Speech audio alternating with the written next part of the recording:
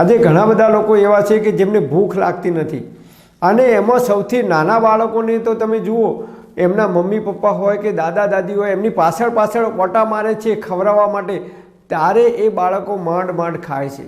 નાના બાળકોને તો સૌથી મોટો પ્રશ્ન છે કે ભૂખ લાગતી નથી.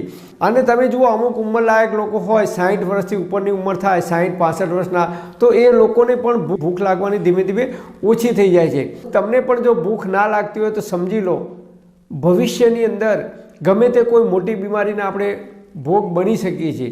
તો ભૂખ લાગે એના માટે હું તમને આયુર્વેદમાં આપણા ઋષિઓએ કેટલાક ઉપાય બતાવે છે, અને એ ઉપાય તમે જો કરશો નિયમિત, જોરદાર તમને ભૂખ લાગશે.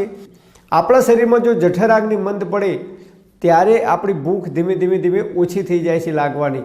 અને જઠરાગ્નિ મંદ પડે તો આયુર્વેદમાં કહે છે કે જેનો અગ્નિ મંદ એ માણસ બીમાર કહી શકાય. એને બધા જ પ્રકારના રોગ સમય આવે ત્યારે થઈ શકે છે.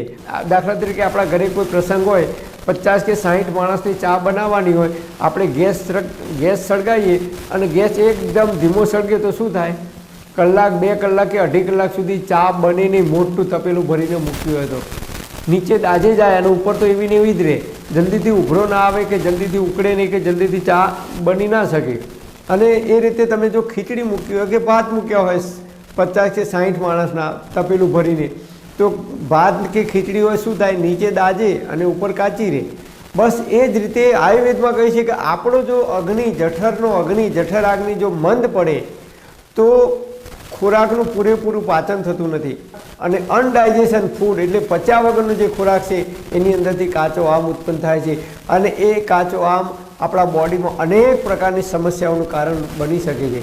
તો આપણે અગ્નિને પ્રદીપ કરવો તો સૌથી પહેલાં ઉપાય જે હું નિયમિત કરું છું, મારા બોડી પર મેં પ્રયોગ કર્યો છે અને વર્ષોથી આ પ્રયોગ કરતો આવે છું. ખૂબ સારી રીતે ખોરાકનું પાચન થાય છે અને ભૂખ પણ ટાઈમસર લાગે છે. તો એના માટે શું કરવાનું? જમ્યા પછી તરત 1 ચમચી વરિયાળી લેવાની, એની અંદર ચપટી જીરું નાખવાનું, ચપટી અજમો નાખવાનો અને ચપટી સિંધ મીઠું, આ 4 વસ્તુનું મિશ્રણ કરી અને દરરોજ ફાંકી કરી જવાનું. સવારે પણ લઈ શકો, બપોરે પણ લઈ શકો અને રાત્રે પણ લઈ શકો.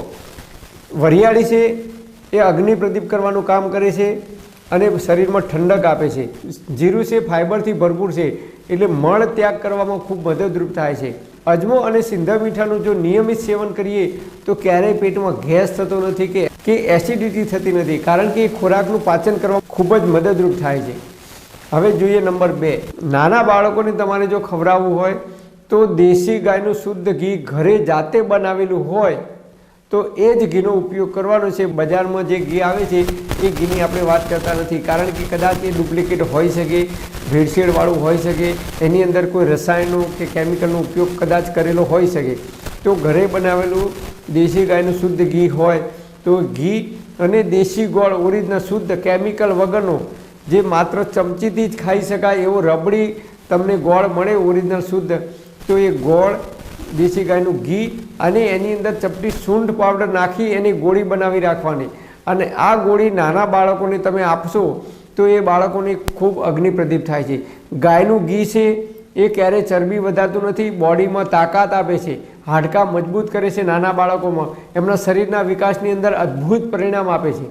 ગોળ છે કેલ્શિયમથી ભરપૂર છે, ફોસ્ફરસથી ભરપૂર છે, નાના બાળકોને જલ્દીથી કફ અને શરદી નહીં થવા દે જો નિત્ય ગોળનું સેવન કરવામાં આવે છે. અને સૂંઠ પણ કફ નાશક છે, કફનો દુશ્મન છે. તો નાના બાળકોને વારંવાર કફ થતો હોય, શરદી થતી હોય, ઉધરસ થઈ જતી હોય તો એ લોકોને આ નિયમિત તમે ગોળી આપશો. ચણાના દાણા જેટલી જ ગોળી આપવાની છે, વધારે આપવાની નથી, અને ગરમ નહીં પડે, કારણ કે એની સાથે ગાયનું ઘી તમે મિક્સ કરો છો. ચણા જેટલી ગોળી સવારે, બપોરે, સાંજે 3 ટાઈમ તમે જમ્યા પછી અથવા જમવાના થોડીક વાર પહેલાં તમે આપશો તો પણ એક અગ્નિ ખૂબ પ્રદીપ કરવાનું કામ કરે છે. અને જે કંઈ ખોરાક લો છે, ખોરાકનું યોગ્ય રીતે અને સમયસર પાચન થાય છે તો આપણને ફરીથી ભૂખ લાગે છે ટાઈમસર. તો આ ગોળી નાના બાળકોને પણ આપી શકો છો, અને જે વડીલો છે, ઉંમરલાયક છે, 60, 65, 70 વર્ષના, એમને પણ નિયમિત આનું સેવન કરી શકાય છે. એની કોઈ આડઅસર નથી બોડી ઉપર. હવે જોઈએ નંબર 3, ત્રિફલા ચૂર્ણ. ત્રિફલા ચૂર્ણ એટલે 3 ફળ, આમળા, બેહડા અને હરડે. આ 3 ફળોથી બનેલું જે ચૂર્ણ છે એ જો ઘરે જાતે બનાવેલું હોય તો એ ખૂબ અતિ ઉત્તમ છે. હું તો દર વર્ષે ઘરે જ જાતે જ બનાવું છું. તો શું કરવાનું ત્રિફળા ચૂર્ણનું? જમતી વખતે જમવાનું પૂરું થાય ત્યારે જે છેલ્લો કોળિયો ખાવાનો હોય એની અંદર ચોથા ભાગની ચમચી તમારે ત્રિફળા ચૂર્ણ નાખવાનું અને ચપટી સૂંઠ પાવડર નાખવાનો. જો ઘરે બનાવેલી સૂંઠ હશે આદુમાંથી તો એ ખૂબ અતિ ઉત્તમ પરિણામ આપશે. કારણ કે બજારમાંથી આપણે જે સૂંઠ લાવીએ છીએ એ આદું સડી ગયેલું હોય, ખરાબ થઈ ગયેલું હોય કે ગમે તેવું ખરાબ પ્રકારનું આદું હોય તો એમાંથી સૂંઠ બનાવેલું હોય છે. અને જે કંઈ તમે દાળ ભાત ખાતા હો કે શાક ખાતા હો કે જે વસ્તુ ખાતા હોય એની અંદર નાખીને ખાશો એ અગ્નિને પ્રદીપ કરવાનું કામ કરે છે અને ખોરાકનું ખૂબ ઝડપથી અને સમયસર પાચન કરવામાં મદદરૂપ થાય છે. બરાબર અગ્નિ જો આપણો શરીરનો પ્રદીપ થશે તો આપણે જે કંઈ ખોરાક લઈશું એ ખોરાકનું યોગ્ય રીતે અને સમયસર પાચન થઈ જશે. પણ હા મિત્રો, તમારે કોઈ ડૉક્ટરની કે વૈદ્યની દવા ચાલતી હોય, લાંબા ગાળાની કોઈ બીમારી હોય, પ્રેગ્નન્ટ મહિલાઓ હોય તો તમારે ડૉક્ટર કે નિષ્ણાત વૈદ્યની સલાહ લીધા પછી આ પ્રયોગ કરવા માટે વિનંતી. પરમપિતા પરમાત્મા આપ શરીરને તંદુરસ્ત અને નિરોગી રાખે એ હૃદયપૂર્વક મારી પ્રાર્થના. Thanks for watching my video. Thank you.